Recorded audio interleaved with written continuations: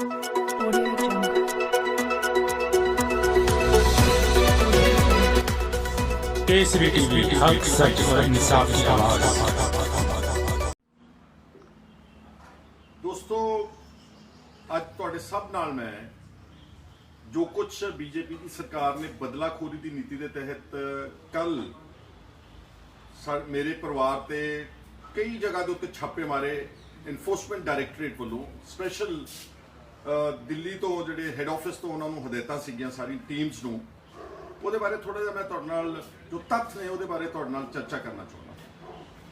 ਪਹਿਲਾਂ ਤਾਂ ਮੈਂ ਕਹਿਣਾ ਚਾਹੁੰਦਾ ਸ਼ੁਰੂਆਤ ਵਿੱਚ ਕਿ ਬਿਲਕੁਲ ਘਬਰਾਉਣਾ ਨਹੀਂਗਾ, ਮੇਰੀ ਸਿਹਤ ਤੇ ਕੋਈ ਅਸਰ ਨਹੀਂ। ਇਦਾਂ ਦੇ ਹਜ਼ਾਰਾਂ ਰੇਡ ਕਰਕੇ ਦੇਖ ਲੈਣ, ਅਗਰ ਉਹ ਸਮਝਦੇ ਨੇ ਬੀਜੇਪੀ ਦੀ ਸਰਕਾਰ ਕਿ ਇਸ ਤਰ੍ਹਾਂ ਕਿਸੇ ਨੂੰ ਧਮਕਾ ਕੇ ਜਾਂ ਈਡੀ ਦੇ ਰੇਡ ਕਰਕੇ ਜਾਂ ਸੀਬੀਆਈ ਦੇ ਰੇਡ ਕਰਕੇ ਸਾਡੀ ਜ਼ੁਬਾਨ ਬੰਦ ਕਰਾ ਲੈਣਗੇ, ਜੋ ਅਸੀਂ ਲੋਕਾਂ ਦੇ ਹਕੂਕ ਲਈ ਬੋਲਦੇ ਆ ਜਾਂ ਕਿਸਾਨ ਅੰਦੋਲਨ ਦੇ ਹੱਕ ਵਿੱਚ ਬੋਲੇ ਆ ਜਾਂ ਨਵਰੀਤ ਸਿੰਘ ਦੇ ਹੋਏ ਕਤਲ ਦੇ ਮੁਤਲਕ ਬੋਲੇ ਆ ਜਾਂ ਜੋ ਤਸ਼ੱਦਦ ਢਾਇਆ ਗਿਆ ਸਾਡੇ ਪੰਜਾਬ ਦੇ ਨੌਜਵਾਨ ਤਬਕੇ ਦੇ ਉੱਤੇ, ਚਾਹੇ ਉਹ ਨੋਦੀਪ ਕੌਰ ਸੀ ਤੇ ਚਾਹੇ ਉਹ ਸ਼ਿਵ ਕੁਮਾਰ ਸੀ ਤੇ ਚਾਹੇ ਉਹ ਲੱਖੇ ਸਿਧਾਣੇ ਦੇ ਖਿਲਾਫ ਮੁਕੱਦਮਾ ਵਾ ਤੇ ਚਾਹੇ ਉਹ ਦੀਪ ਸਿੱਧੂ ਨੂੰ ਫੜ ਕੇ ਅੰਦਰ ਦਿੱਤਾ, ਚਾਹੇ ਉਹ ਰਣਜੀਤ ਸਿੰਘ ਨੂੰ ਕਿਸ ਤਰ੍ਹਾਂ ਨਾਲ ਲੰਗਰ ਚੋਂ ਚੱਕ ਕੇ ਬੀਜੇਪੀ ਦੇ ਤੇ ਆਰਐਸਐਸ ਦੇ ਪੇਡ ਬਦਮਾਸ਼ਾਂ ਨੇ ਉਸ ਨੂੰ ਟੌਰਚਰ ਕੀਤਾ, ਕੁੱਟਿਆ, ਪੁਲਿਸ ਵਾਲੇ ਨੇ ਉਹਦੇ ਮੂੰਹ ਦੇ ਉਹਦੀ ਪੱਗ ਤੇ ਉਹਦੀ ਦਾੜੀ ਦੇ ਉੱਤੇ ਪੈਰ ਰੱਖ ਕੇ ਉਸ ਨੂੰ ਮਿੱਧਣ ਦੀ ਕੋਸ਼ਿਸ਼ ਕੀਤੀ।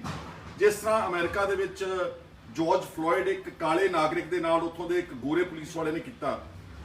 ਜਿਹੜਾ ਕੈਂਪੇਨ ਹੈ ਫॉर ਹਿਊਮਨ ਰਾਈਟਸ, ਜਿਹੜਾ my voice against atrocities, against police brutality, against torture, against violation of human rights in this country, ਇਹ ਬੰਦ ਨਹੀਂ ਹੋਵੇਗੀ, ਬਿਲਕੁਲ ਬੰਦ ਨਹੀਂ ਹੋਵੇਗੀ।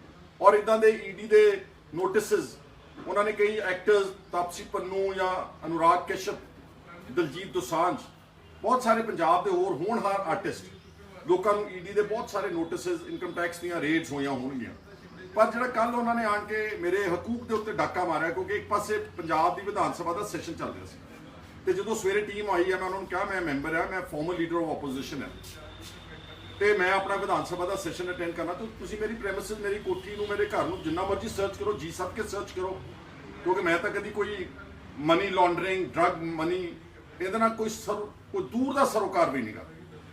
ਪਰ ਉਹ ਟੀਮ, ਉਹਨਾਂ ਨੂੰ ਦਿੱਲੀੋਂ ਦੁਬਾਰਾ ਹਦਾਇਤਾਂ ਆ ਰਹੀਆਂ ਸੀ, ਟੈਲੀਫੋਨ ਜਾ ਕੇ ਸੁਣਦੇ ਸੀ ਬਾਹਰ, ਉਹਨਾਂ ਨੇ ਸਾਡੇ ਕੋਲੋਂ ਮੇਰੇ ਫੋਨਸ ਸਾਰੇ ਰਖਾਲੇ ਖੋਲੇ। ਮੈਂ ਕਿਹਾ ਘੱਟੋ ਘੱਟ ਮੈਨੂੰ ਸਪੀਕਰ ਵਿਧਾਨ ਸਭਾ ਨੂੰ ਤਾਂ ਇਨਫੋਰਮ ਕਰ ਲੈਂਦੇ, ਯੂ ਹੈਵ ਟੂ ਇਨਫੋਰਮ ਹਿਮ ਕਿ ਵਿਧਾਨ ਸਭਾ ਸੈਸ਼ਨ ਵਿੱਚ ਆ ਤੇ ਤੁਸੀਂ ਮੈਨੂੰ ਇੱਥੇ ਵਿਦਆਊਟ ਐਨੀ ਕੋਈ ਇਸ ਤਰ੍ਹਾਂ ਦੇ ਵਾਰੰਟ ਕਿ ਮੈਨੂੰ ਤੁਸੀਂ ਡਿਟੇਨ ਕਰ ਰਹੇ ਹੋ, ਤੁਸੀਂ ਸਰਚ ਦੇ ਵਾਰੰਟਸ ਲੈ ਕੇ ਆਓ, ਸਰਚ ਕਰ ਲਓ। ਪਰ ਉਹਨਾਂ ਨੇ ਮੈਨੂੰ ਵਿਧਾਨ ਸਭਾ ਵਿੱਚ ਨਹੀਂ ਜਾਣ ਦਿੱਤਾ। ਖੈਰ, ਜੋ ਵਿਧਾਨ ਸਭਾ ਦੇ ਵਿੱਚ ਕੱਲ ਮੇਰੀ ਗੈਰ ਹਾਜ਼ਰੀ ਵਿੱਚ ਤੇ ਅੱਜ ਵਿਧਾਨ ਸਭਾ ਦੇ ਵਿੱਚ ਸਾਰੀਆਂ ਪਾਰਟੀਆਂ ਦੇ ਆਗੂਆਂ ਨੇ, ਮੈਂ ਸਾਰਿਆਂ ਦਾ ਬਹੁਤ ਸ਼ੁਕਰਗੁਜ਼ਾਰ ਹਾਂ। ਬਹੁਤ ਨਿੰਦਾ ਪ੍ਰਸਤਾਵ ਪੰਜਾਬ ਦੀ ਵਿਧਾਨ ਸਭਾ ਇਸ ਕੱਲ ਦੇ ਈਡੀ ਦੇ ਰੇਡ ਨੂੰ ਲੈ ਕੇ, ਬਦਲਾਖੋਰੀ ਦੀ ਰਾਜਨੀਤੀ ਨੂੰ ਲੈ ਕੇ ਉਹ ਆ ਰਹੇ ਨੇ। ਮੈਂ ਸਭ ਦਾ, ਮੈਂ ਹੁਣ ਨਾਮ ਨਹੀਂ ਲੈਣਾ ਚਾਹੁੰਦਾ, ਬਹੁਤ ਸਾਰੇ ਮੈਂਬਰਸ ਨੇ ਮੇਰੇ ਹੱਕ ਵਿੱਚ ਹਾਂ ਦਾ ਨਾਰਾ ਮਾਰਿਆ। ਅੱਜ ਨਵਜੋਤ ਸਿੰਘ ਸਿੱਧੂ ਨੇ ਔਰ ਪਾਰਲੀਮੈਂਟਰੀ ਅਫੇਅਰਸ ਮਿਨਿਸਟਰ ਬ੍ਰਹਮ ਮਹਿੰਦਰਾ ਜੀ ਨੇ ਤੇ ਸਪੀਕਰ ਜਿਹੜੇ ਰਾਣਾ ਕੇਪੀ ਸਿੰਘ ਆ, ਉਹਨਾਂ ਨੇ ਸਾਰਿਆਂ ਨੇ ਕੋਗਨੀਜੈਂਸ ਲੈ ਕੇ ਜਿਹੜਾ ਕੰਵਰ ਸੰਧੂ ਐਮਐਲਏ ਖਰੜ ਨੇ ਰੈਜ਼ੋਲੂਸ਼ਨ ਮੂਵ ਕੀਤਾ ਸੀਗਾ, ਉਹਦੇ ਤੇ ਉਹਨਾਂ ਨੇ ਬਹੁਤ ਠੋਸ ਗੱਲਾਂ ਹਾਊਸ ਦੇ ਵਿੱਚ ਔਨ ਰਿਕਾਰਡ ਲੈ ਕੇ, ਮੈਂ ਉਹਨਾਂ ਸਾਰਿਆਂ ਦਾ ਵੀ ਧੰਨਵਾਦ ਕਰਦਾ। ਅਕਾਲੀ ਦਲ ਦੇ ਵੀ ਕੱਲ ਮੈਂਬਰਸ ਨੇ ਮੇਰੇ ਜਾਂ ਬਦਲਾਖੋਰੀ ਦੀ ਰਾਜਨੀਤੀ ਨੂੰ ਕੰਡੈਮ ਕੀਤਾ। ਇਸ ਤਰ੍ਹਾਂ ਪਰਮਿੰਦਰ ਸਿੰਘ ਢੀਂਡਸਾ ਡੈਮੋਕ੍ਰੈਟਿਕ ਅਕਾਲੀ ਦਲ, ਮੇਰੇ ਨਾਲ ਦੇ ਐਮਐਲਏ ਬਿਰਮਲ ਸਿੰਘ ਖਾਲਸਾ ਤੇ ਜਗਦੇਵ ਸਿੰਘ ਕਮਾਲੂ ਤੇ ਕੰਵਰ ਸੰਧੂ ਕੱਲ ਸਾਰਾ ਦਿਨ ਇੱਥੇ ਧੁੱਪੇ ਬਾਹਰ ਗੇਟ ਦੇ ਮੋਹਰੇ ਖੜ ਕੇ ਉਹਨਾਂ ਨੇ ਬਹੁਤ ਮਦਦ ਸਾਡੇ ਹੱਕ ਵਿੱਚ ਆਵਾਜ਼ ਉਠਾਈ।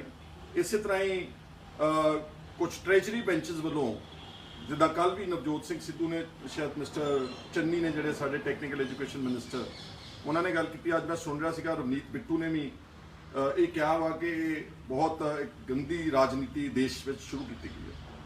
ਦੋਸਤੋ, ਮੈਂ ਤਾਂ ਸਿਰਫ ਇਹ ਕਹਿਣਾ ਚਾਹੁੰਦਾ ਕਿ ਜਿਹੜੇ ਇਲਜ਼ਾਮ ਮੇਰੇ ਤੇ ਲਾ ਰਹੇ ਨੇ, ਕਿਉਂਕਿ ਅਖਬਾਰਾਂ ਜਿਹੜੀਆਂ ਨੇ ਉਹ ਟਿਊਟਰਡ ਹੁੰਦੀਆਂ ਨੇ, ਅਖਬਾਰਾਂ ਨੇ, ਅੱਜ ਮੈਂ ਚੱਕੀਆਂ ਅਖਬਾਰਾਂ, ਸੋਸ਼ਲ ਮੀਡੀਆ ਤਾਂ ਬਹੁਤ ਇੰਡੀਪੈਂਡੈਂਟ ਹੈ, ਤੁਸੀਂ ਸਾਰੀ ਗੱਲ ਮੇਰੀ ਸੁਣ ਲਈ, ਦੇਖ ਲਈ।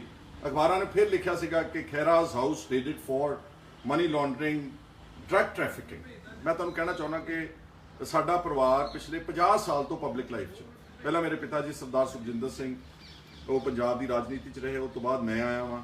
50 ਸਾਲਾਂ ਵਿੱਚ ਕੋਈ ਤਾਂ ਕੰਪਲੇਂਟ ਕਰਨ ਵਾਲਾ ਬੰਦਾ ਹੋਊਗਾ ਪੌਣੇ 3 ਕਰੋੜ ਆਬਾਦੀ 'ਚੋਂ ਕਿ ਇਹਨਾਂ ਨੇ ਸਾਡੇ ਕੋਲੋਂ ਕੋਈ ਠੱਗੀ ਠੋਰੀ ਮਾਰੀ, ਕੋਈ ਚਲੋ 50,000 ਦੀ ਕੰਪਲੇਂਟ ਕੋਈ ਕੱਢ ਕੇ ਦਿਖਾ ਦੇਣ 50 ਸਾਲਾਂ ਵਿੱਚ, ਕਿਸੇ ਤਰ੍ਹਾਂ ਦਾ ਕਰਪਸ਼ਨ ਦਾ ਕੋਈ ਸਕੈਂਡਲ, ਨਥਿੰਗ ਐਟ ਆਲ। ਜੋ ਕੁਝ ਸਰਕਾਰਾਂ ਕਰ ਰਹੀਆਂ ਨੇ ਸਮੇਂ-ਸਮੇਂ ਦੀਆਂ ਸਰਕਾਰਾਂ, ਉਹ ਕਿਉਂਕਿ ਮੈਂ ਲੋਕਾਂ ਦੇ ਹਕੂਕ ਦੀ ਗੱਲ ਕਰਦਾ, ਬੇਇਨਸਾਫੀ ਦੇ ਖਿਲਾਫ ਬੋਲਦਾ, ਸਰਕਾਰ ਦੇ ਖਿਲਾਫ ਬੋਲਦਾ, ਉਦੋਂ ਮੇਰੀ ਆਵਾਜ਼ ਬੰਦ ਕਰਾਉਣ ਦੇ ਮਨਸੂਬੇ ਬਣਾਉਂਦੀ ਹੈ। ਪਹਿਲਾਂ ਅਕਾਲੀ ਦਲ ਦੀ ਸਰਕਾਰ ਨੇ ਮੇਰੇ ਤੇ 6-7 ਪਰਚੇ ਦਰਜ ਕੀਤੇ, ਉਹ ਵਾਹਿਗੁਰੂ ਦੀ ਕਿਰਪਾ ਨਾਲ ਸਾਰੇ ਹਾਈ ਕੋਰਟ ਨੇ ਸਾਰੇ ਕੁਆਸ਼ ਕੀਤੇ। ਹੁਣ ਜਦੋਂ ਪਿਛਲੀ ਕਰੰਟ ਟੈਨਿਓਰ ਵਿੱਚ ਮੈਂ Rana Gurjeet Singh mining mafia minister ਦੇ ਖਿਲਾਫ ਸਕੈਂਡਲ ਦੇ ਖਿਲਾਫ ਆਵਾਜ਼ ਉਠਾਈ, ਉਹਨੂੰ ਅਸਤੀਫਾ ਦੇਣਾ ਪਿਆ। ਉਹਨਾਂ ਨੇ ਮੇਰੇ ਤੇ ਨਜ਼ਲਾ ਸੁੱਟਦੇ ਹੋਏ ਸਰਕਾਰ ਨੇ ਮੇਰੇ ਤੇ ਡਰੱਗਸ ਦਾ ਇੱਕ ਬਹੁਤ ਵੱਡਾ ਮਾਮਲਾ ਕ੍ਰੀਏਟ ਕੀਤਾ, ਐਬਸੋਲੂਟਲੀ ਫਾਲਸ ਫ੍ਰਿਵਲਸ, ਔਰ ਉਹ ਫਿਰ ਸੁਪਰੀਮ ਕੋਰਟ ਆਫ ਇੰਡੀਆ ਨੇ ਉਸ ਨੂੰ ਸਟੇ ਕਰਤੀ ਪ੍ਰੋਸੀਡਿੰਗਸ।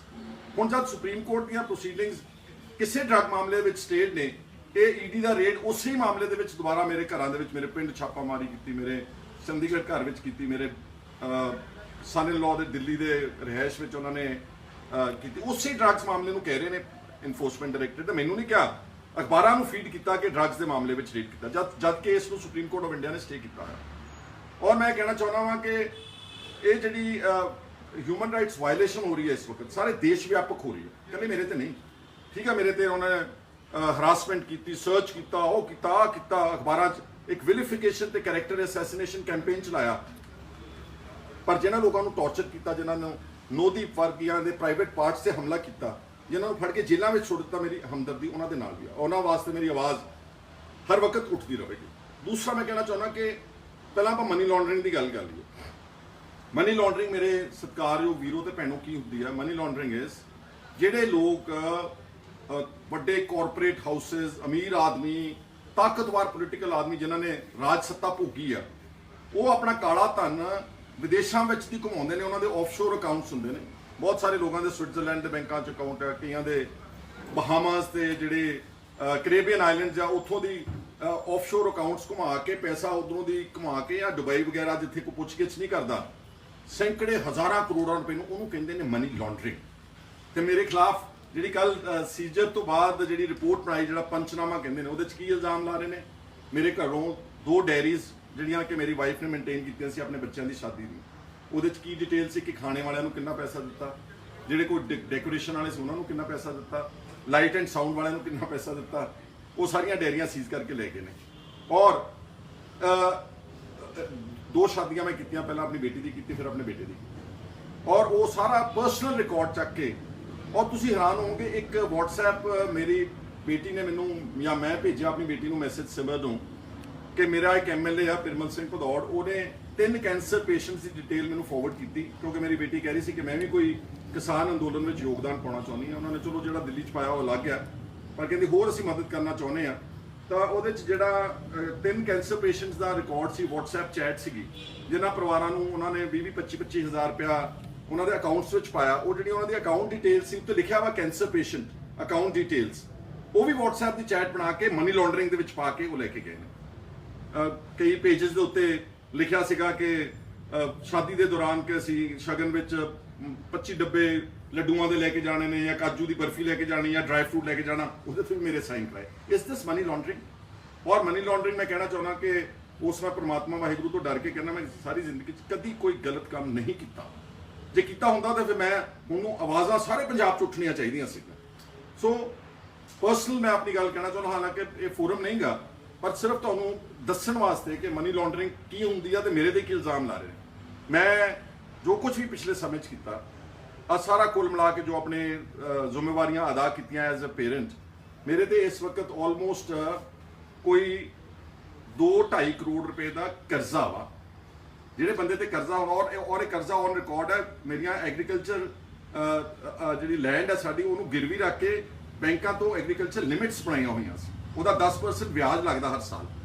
ਹੁਣ 2-2.5 ਕਰੋੜ ਨੂੰ 20-25 ਲੱਖ ਰੁਪਏ ਵਿਆਜ ਲੱਗਦਾ। ਮੇਰੇ ਕੋਲ ਕਈ ਵਾਰ ਵਿਆਜ ਦੇਣ ਦੇ ਪੈਸੇ ਨਹੀਂ ਹੁੰਦੇ, ਤਾਂ ਮੈਂ ਆਪਣੇ ਦੋਸਤਾਂ ਮਿੱਤਰਾਂ ਕੋਲੋਂ, ਰਿਸ਼ਤੇਦਾਰਾਂ ਕੋਲੋਂ, ਆਪਣੀ ਬੇਟੀ ਜਾਂ ਆਪਣੇ ਪਰਿਵਾਰ ਦੇ ਮੈਂਬਰਸ ਕੋਲੋਂ ਉਹ ਪੈਸਾ ਫੜ ਕੇ ਤੇ ਮੈਂ ਉਹਦਾ ਇੰਟਰਸਟ ਭਰਦਾ।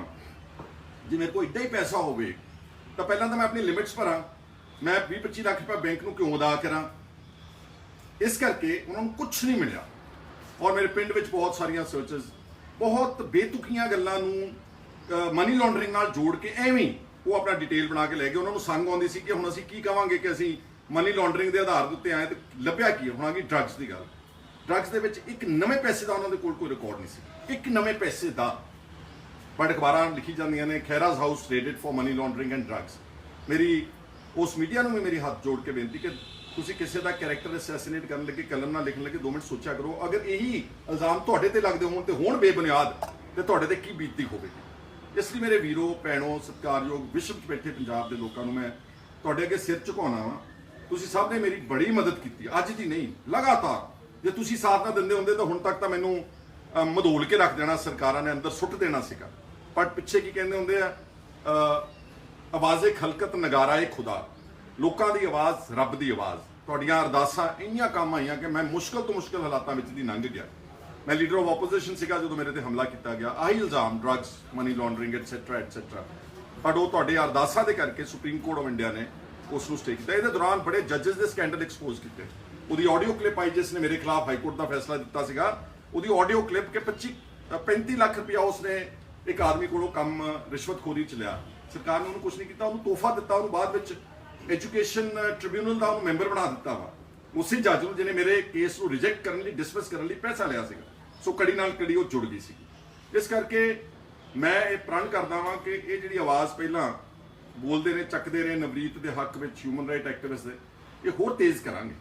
ਔਰ ਮੈਂ 2 ਦਿਨ ਤੋਂ ਬਾਅਦ ਮੈਂ ਪ੍ਰੋਗਰਾਮ ਦੇਣਾ ਵਾ ਤੇ ਮੈਂ ਉਸੇ ਕਿਸਾਨ ਅੰਦੋਲਨ ਵਿੱਚ ਜਾਣਾ ਵਾ ਦੁਬਾਰਾ।